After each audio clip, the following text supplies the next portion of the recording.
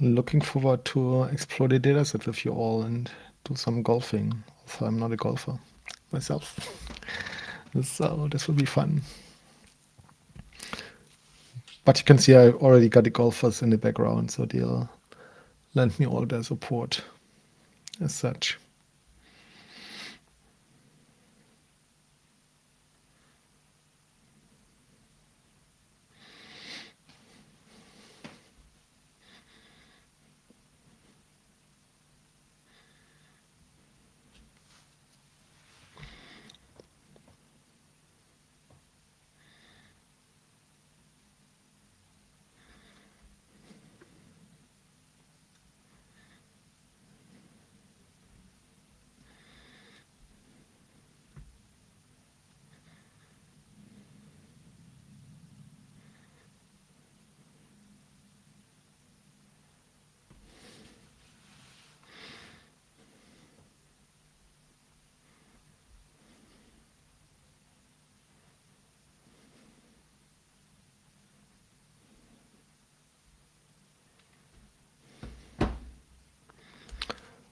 Cool, 1 minute to go.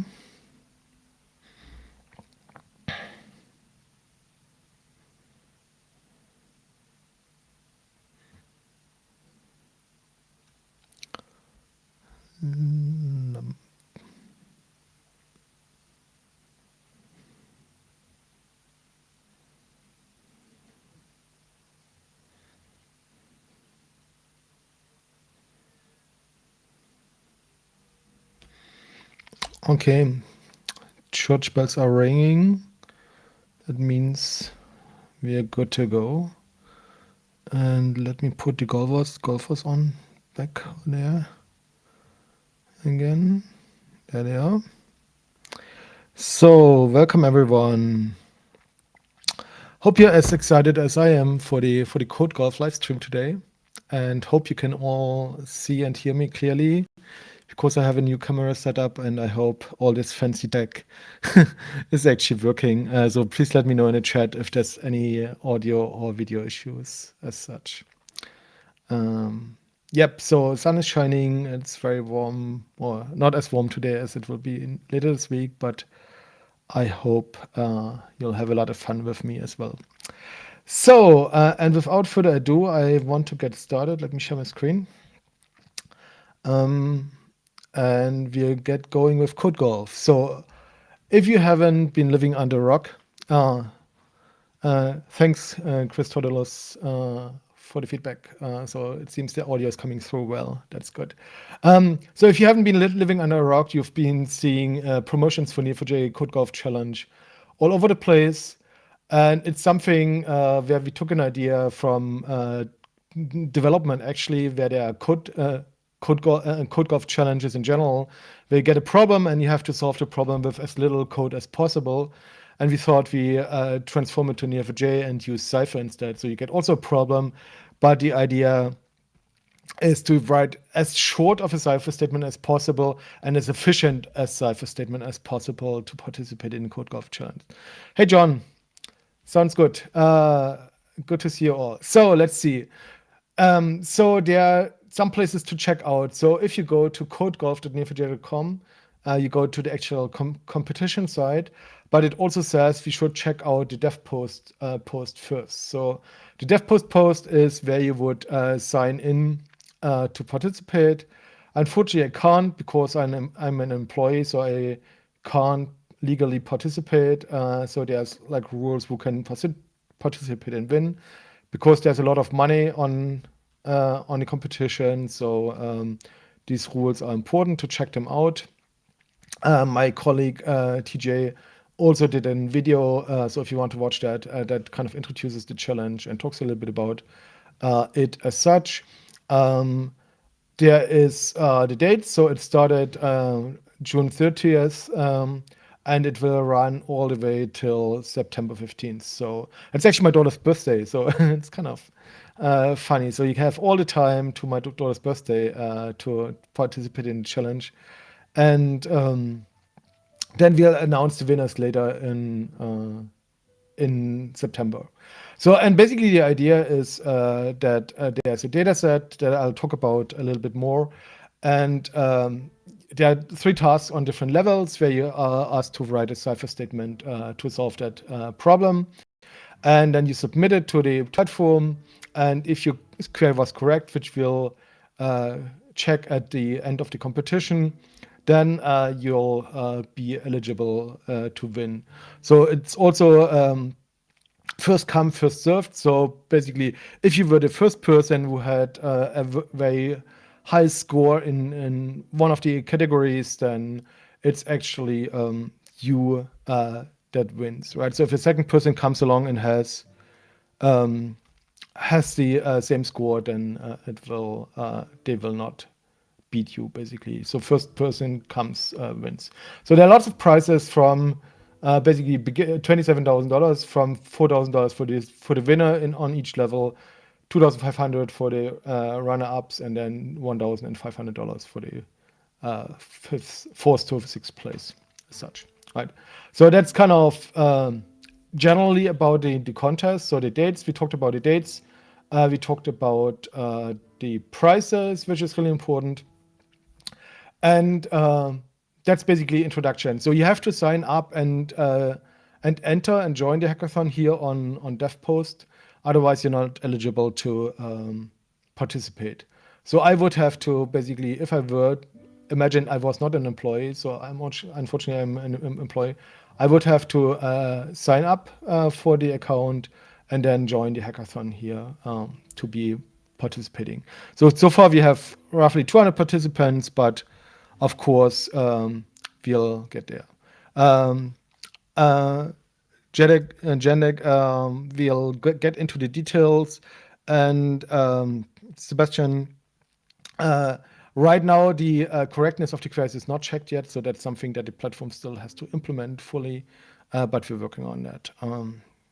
Okay, cool. So the other thing that's actually quite important, which unfortunately is not yet linked from the DevPost one, or at least it is here, from here. Check out this handy blog. This is actually what you want to look at right now, which explains a little bit more about that. So which is kind of the important part, right? So it's basically the idea to take this data set, so which is in Stack Overflow data set. In total, it has 55 million nodes, 123 million relationships. And then they will, this is the data set that you would run the queries on.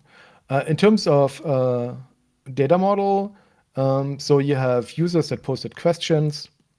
There are other users who posted an answer. So the labels for these nodes are post and answer. Here it's post and question. And then these answers could answer a question, so that's answered relationship. And one of the answers can be accepted. So regularly what you have on the Stack Overflow.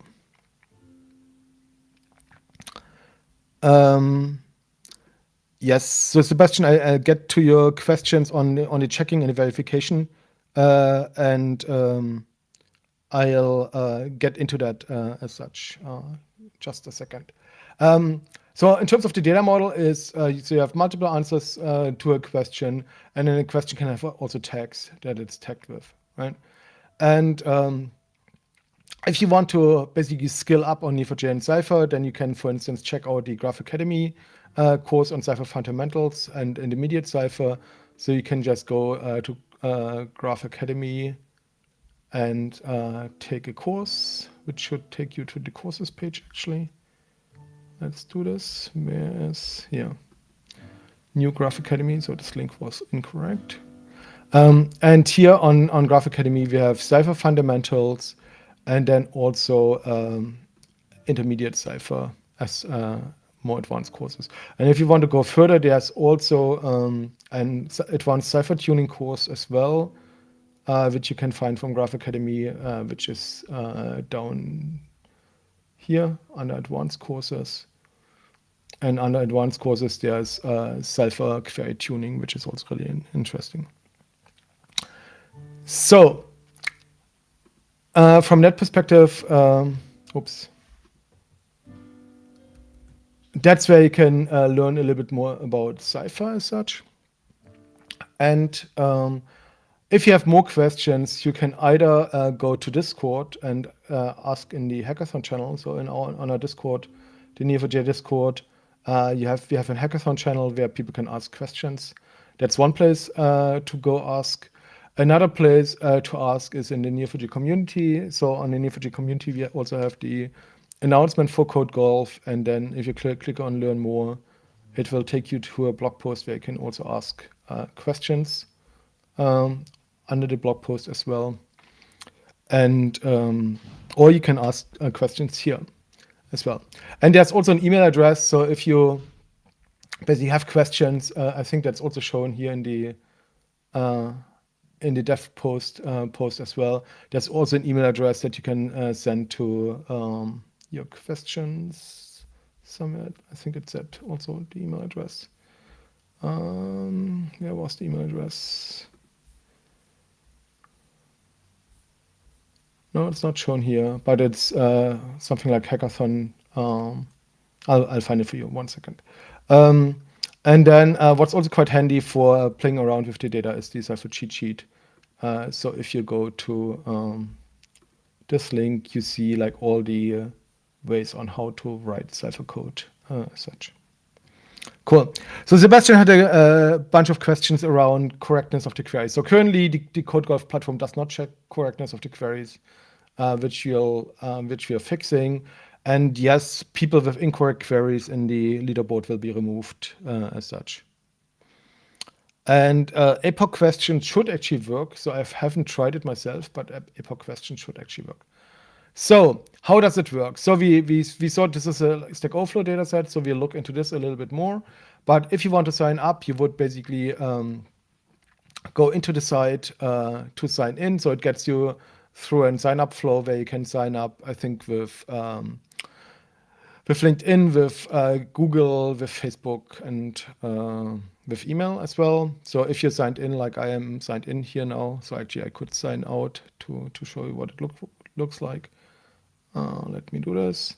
So if I sign in here, I would basically can continue with Google, LinkedIn, GitHub, or Facebook. I'll just continue with my Google account. And then as the next thing, you would select one of the avatars. So the same ones that are running here in the background. Let me pick this blue guy here. And then I click start playing. And then there are like 3 levels. So beginner, intermediate, and advanced. And if you look at the beginner level, for instance, it gives me a question. How many tags do questions in the Cypher area have at most? I will not answer these questions today because that would be unfair to all the people that are taking the contest, but we'll more or less explore the dataset as such. And there's also a sample query that you can run here. So I just can copy this and run the sample query, and that queries the database and then gets us the data. But what we want to look at is a little bit at the data set and see what we can find out here. So this data set is actually the same data set that we have on our demo server, which is the Stack Overflow data set. So I'll just switch there because I have a little bit more space there. But you can do the same in the Code-Golf UI. So until you submit your query, you can do whatever you want. Actually, let's do it here. Then it's probably easier for you to follow as well. So something you can do in general is with Neo4j datasets is you can look at the data model. So if I, for instance, run DB schema visualization, then it shows me the data model. So as I said before, we have, and if I run here style reset, oops, didn't like me. So if I zoom in here, you see that we have our tag with similar tags.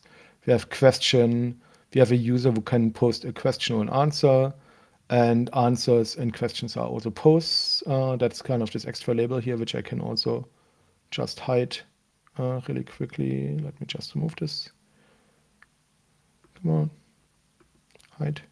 So you see an user can post questions and answers can basically answer a question and there's one accepted. So this is a little bit invalid here, but you get the basic idea. So in general, if you want to check out a data model, better look at the data model that we created here. That's clearer for that, right? So what kind of questions can we ask our data now? So for instance, we can say, if you look at our users, we can just look at a single user, for instance. Then you see each user is returned as a node here. And the users have a lot of attributes that I can look at here in the sidebar. So accounts have been created, updated at some point. They have up and down votes, that they have reputations, views on the accounts, ID of the users, and so on. Right. The same we can do with questions as well. So if instead of users, here I would run this on question. Then I would also see these details of a question. By the way, you can also always go to the table view, then you get all the attributes here as well. So you see, for instance, a question, it has favorites, it has a created ad, it has scores, comments, post types, and similar things, right? If I now look at one of these questions, I can actually either interactively or via my, let me just change this for question to, let's say, title. So I want to see the title here in my visualization. If I want to see how many questions and answers, how many texts and answers and a question I have, I can just expand this. And then you see that these questions have tags like C#, date time, dative, relative time. There are other questions who have the same tags like C# and datetime. And there are people who posted this question, like this one was posted by Jeff Edwards. So it was one of the recent questions, right? And then there are lots of answers for this particular question, like 20 or so, right? So for instance, if you want to see how many answers were there for a question, what I can do, for instance, is to say, I have other nodes that are called answer. And I can basically say for these 10 questions, or let's get 10 questions first and then find the answers for them. So for instance, if I say with Q limit 10, that gives me 10 questions. And then I can do another match that basically says, give me the answers to this question, answered, answer. And then I can return the question and how many answers each question had here. So for instance, I can return the question title,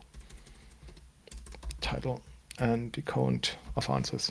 So you see, I can basically calculate this as an count. So I basically take my data that I fetched from the database.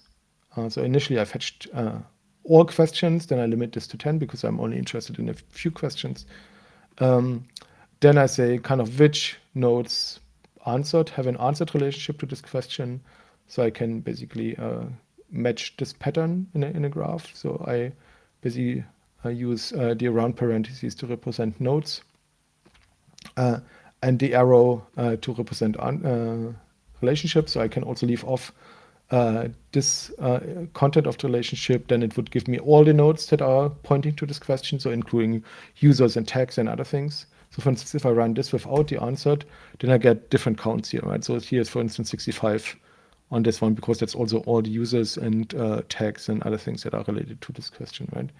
But if I add this answered relationship, like I had here before, then it would only give me the answers for my question, right?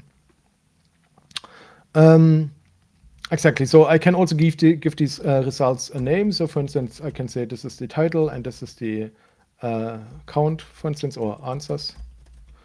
And then I could say something like, if I return this only, then I get like these as a title here in my table. And then I can order by answers descending, for instance, right? So this would give me like the top for the first 10 questions, would give me by number of answers the data. So I need to be really careful to not give too many hints as such. So there are more questions in the chat. Let's see. So we don't want to buy followers, definitely not. And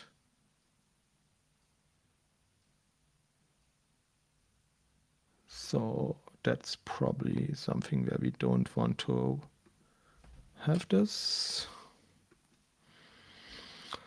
Okay, what's up, Neo? Not from the Matrix movie. So there's probably a Neo and there's a user, right? So for instance, if you want to find a user, good question, where u dot, is it display name or screen name? Contains Neo, return u. No users. I think it's, is it just name? So there's probably a bunch of users with a Neo in there, right? So there's, let's see, what kind of users do we have here? So here's the name, actually just Neo. I guess they all call themselves Neo or 122 Neo, right? So there's Neo users in the database as well. So this is kind of Stack Overflow. So if you want to see, for instance, how many nodes are in this database, you can actually say match n return constant. So 50 million nodes, and we can say basically we can also see how many nodes per type are there. So we just say return labels of node as labels, comma, count star as frequency, order by frequency descending, and this should give us the data that's in the database, and count how often each node appears. And so Cooper asked about how do I know that I have the right result if I have submitted. So as I said in the beginning, probably Cooper, you joined a little bit later, we are still working on fixing the result checking in here. So that's something that you'll see. But in general, for the questions, it should be pretty straightforward. So there's one answer for this challenge, there's a single answer for the second challenge, and there's a set of 10 answers, I think, for the last challenge. So it should be pretty straightforward to figure out that it's right what you are getting. So if you look at this, so we have 16 million posts, 8.9 million users, 8.7 million answers, 52,000 tags, and one post that's also a question and an answer at the same time, as such. Okay. What else can we look at in the data? Oh, we also have tags, right? So if you remember, the simple sample query had also tags here. So each of the question also has tags. So we can actually look at what are the tags for a query. So we can, again, take our first 10 questions that we got here. But instead of the answers, we can look at the tags. So something that you have to watch out for, if I run it like this, is the direction, right? So for instance, if you are pointing the arrow to the question, then you shouldn't be able to find any data because there are no records in this direction. So if I look at our blog post again, you see that the arrow actually points away from the question to the tag. So we should actually follow this lead from the data model and point into the other direction. So if I want to get text per question, then I can do something like this. And I can also specify the label here. And so this gives me how many tags are there for our first 10 questions, right? So that's something where you can compute the number of answers or tags or things like that. So super. The other thing that we can look at is basically at what are users doing, so which users are very active. So we can say, okay, I have a user here who, for instance, answered or posted a question actually. So posted a question or an answer, so that this is just a post. So we can see which users are very active. So we can, for instance, say return user count star as frequency, again, order by frequency descending. It's really hard for me to not give too many hints actually for solving the questions. Order by frequency. So this would follow this posted relationship. So if you look at our data model here again, this is basically a user posted either a question or an answer, and then we can basically get this data. And so it goes over the graph, computes all the posts, and then for the top 10 users, we see that there are some users who posted almost 48,000 questions and answers. So that's a very, very active person. So he has also 680,000 karma. So it's definitely a lot of activity that he got from all the interactions, right? So the next one is John Skeet with more than 1 million karma, that you probably know who is the most active answerer on Stack Overflow, but he has only 34,000 posts. So the other person probably posted also more questions than John, but John got probably more accepted as such. Right. Okay. So what else can we look at? So if you're done your query, oh yeah, I remember. The other thing that I wanted to show you is if you take one of our examples, like this one, right? Questions that have answers. I also want to know how efficient is this query. Something like length I can get down by, for instance, shortening my variable names a little bit, right? But how do I figure out how efficient a query is? And that's how I basically do this. I can prefix my query with profile, and then it actually computes a query plan for me, or it actually shows the query plan. It always computes the query plan, but it shows the query plan. And if it runs the query plan, you see that this number here down here, and number of total DB hits is something that you want to reduce as much as possible. You still want to have the correct results, and you still need to query the database to not be kicked off of the leaderboard. So if you just submit like fake queries that just return a number or so, then that's also being kicked off. So you still have to do a real query as such, but you want to get these DB hits down. And how do you do this? You have to reduce both the type of operation. So each operation has different activities with the database. So for instance, a node by label scan computes something by scanning the whole database. So it's something that you probably don't want to do. You want to use an index. So you want to look up by an attribute or property that has an index. And actually, you can check the database if you enter call db.indexes. It should give us all the indexes that are available in the database, right? So you see like there are different indexes in this database, and you can use them. So actually quite a lot on date time and on stuff like upvotes or comments or things like that. So there should be enough indexes to satisfy your needs as such. So that's usually something that's quite useful. So for instance, if I want to say, I want to find a post by ID, there would be a unique index for that. So I can, for instance, say where q.id, let's say this is also a post, is greater than, I think these are strings, something, right?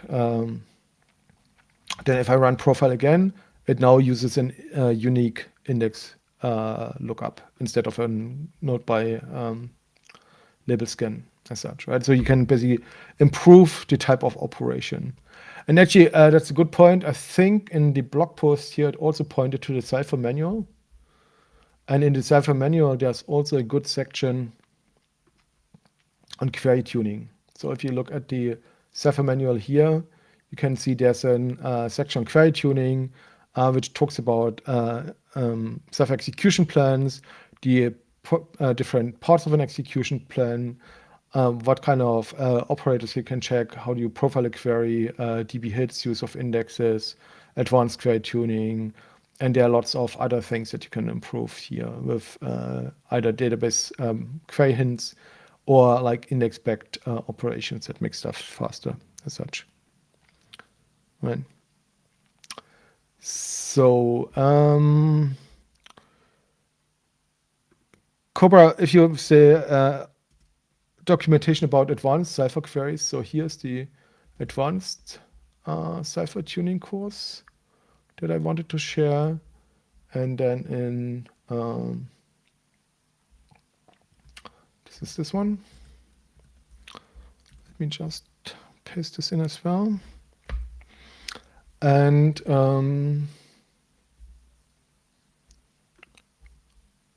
if I close these again, the Cypher cheat sheet is really useful for you folks if you want to take this. Which is also linked on the docs page. So if you just go to neo4j.com, come on. If you just go to neo4j.com/docs,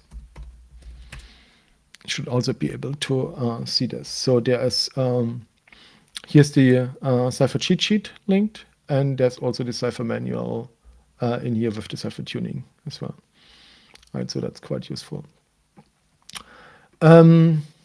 So this is the query tuning bit. I already pasted this. And this blog post is also linked from the dev post one, but I still posted here. So I hope this was what you meant, Cobra, with the more advanced queries. So there are some cool features in Neo4j that help with advanced queries, right? So something that you want to do while you're improving your query is, for instance, let me just copy this over to the proper screen so we can make it a little bit bigger as well. So if you want to try stuff out on the demo database, you can also go to this URL and use username and password Stack Overflow. And this gives you also access to the same database basically as well. So if I run this on my query, this profile, then I can see either I need to get the cost of an operation down, like for instance moving from a node by label scan or all node scan to an index lookup. That's one way of getting the total hits down. The other way is getting the rows down. So basically, the total DB hits for an operations is the hits per operation times the number of rows that go into this operation, right? So for instance, if you see here, this produces 26 rows, and then we get to 10 rows, and then for 10 rows, it does basically 75 DB hits here, right? So imagine our operation did something where it reduced these 10 rows to 5, right? And then suddenly our 75 DB hits go down to 40 DB hits, right? So if you get the number of rows down that go from one place to the other, then that's something that has a big impact on the total DB hits as well, right? The other things is if you can defer property access to the last moment, that also gets DB hits down and other things. So most of this is also in the query tuning course, and I don't want to give too much away, but there's a lot of stuff that you can do to get the hits down of a Cypher query to a very minimum. So that's kind of the most important thing to basically figure out what is the most efficient query to answer these questions as such. Right. So there was a question, why are queries with epoch not able to submit? So let me try this. So imagine we did an epoch query. So let's say I do something like, what could we do? Instead of return, we can get the query title and collect all a dot upwards or something like that as upwards. Return title, comma upwards. So we get all our question titles and the, oh no, what's the,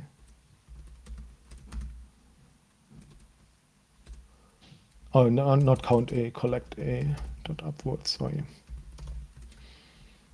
It's empty. What have the answers? What do they have?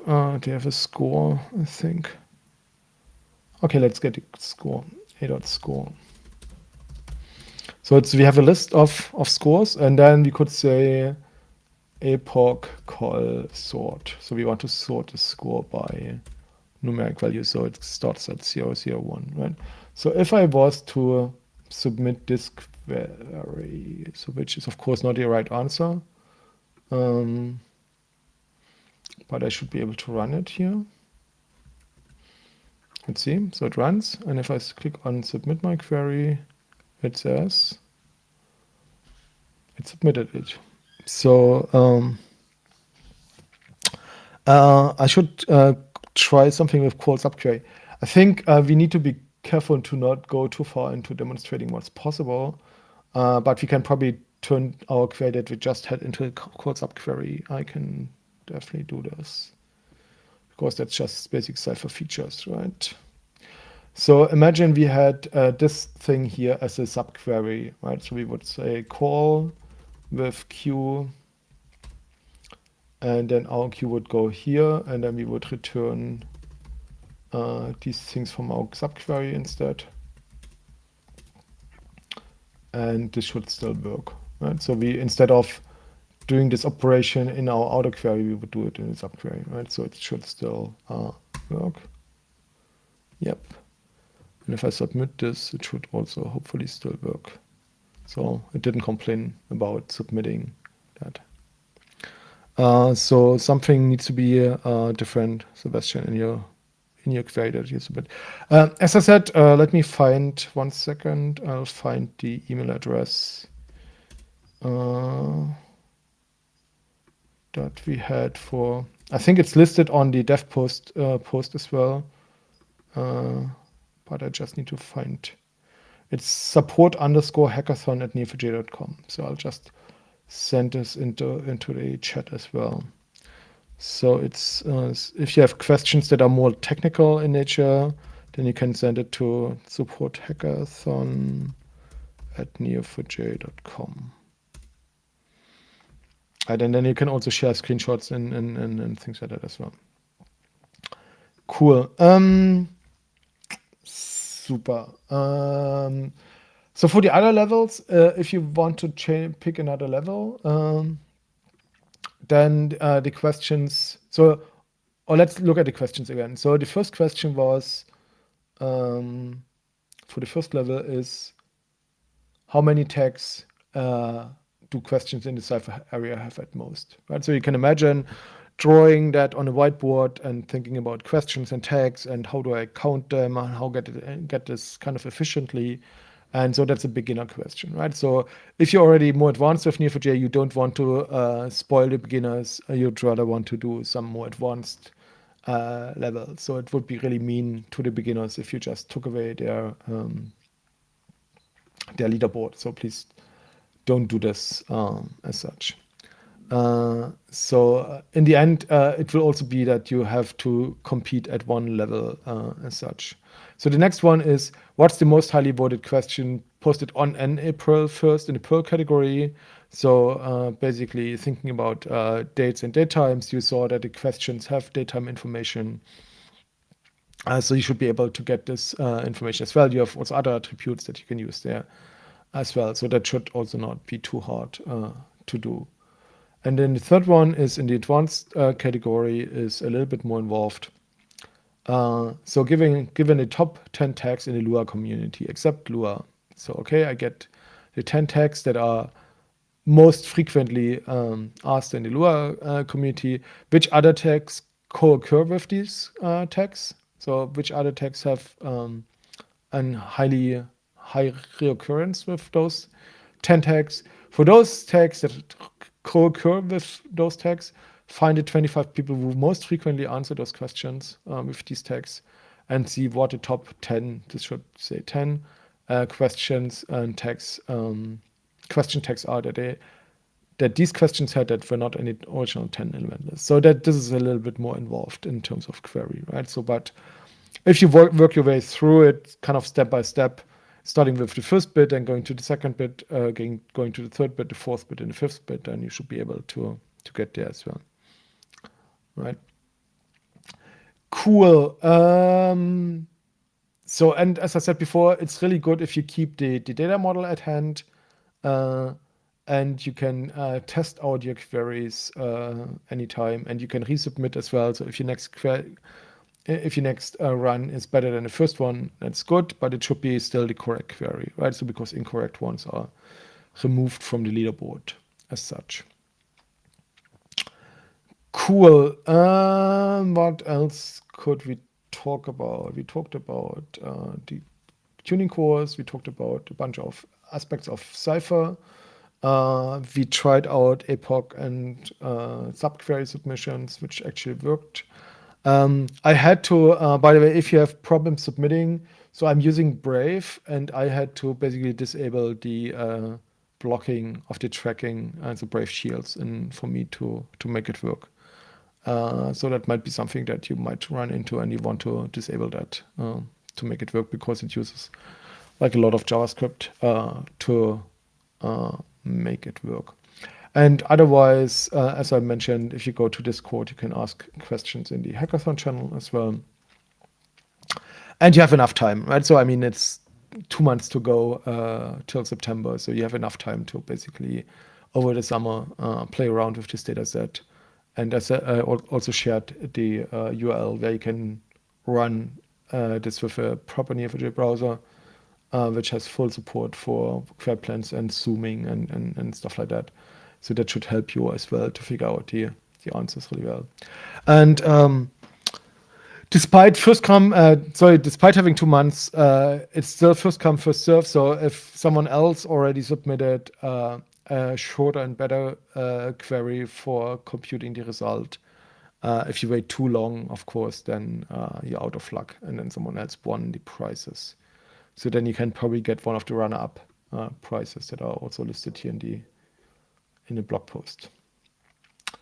Super, and I think that was all that I wanted to share, because I really need to be careful to not kind of give out too many hints and too much stuff. But if you don't have any other questions, then I would say that's probably all I had to share for the live stream. And happy coding and happy golfing.